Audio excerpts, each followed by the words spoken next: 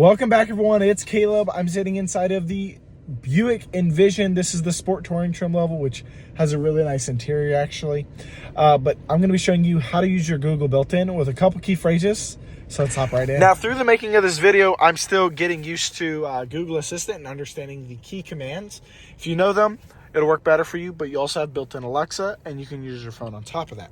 Now, with Google Assistant, you have a couple different ways of activating it.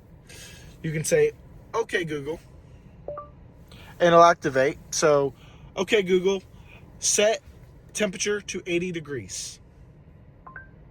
So, bam, it changes it to 80 degrees. Changing the temperature to 80 degrees. "Okay, Google, set heated seat to level 3. And bam, All right. change the little tick there. Heater for the driver to 3.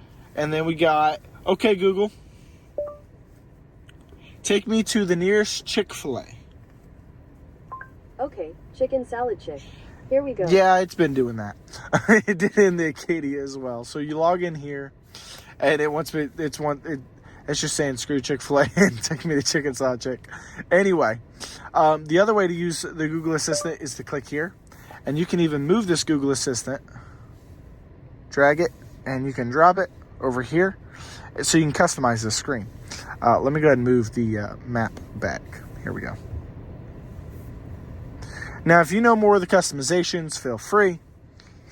Oh, there we go. Anyway, but you can change all kinds of things inside of it as well. So if you know more of them, you get accustomed to it. You've got different ones. You can even set the play. So I'm going to turn the volume down so I don't get copyrighted. But, "Okay, Google, play SiriusXM channel 4. Sorry, I didn't understand. Okay. So let's go ahead and hop into audio, make sure everything's set up for SiriusXM.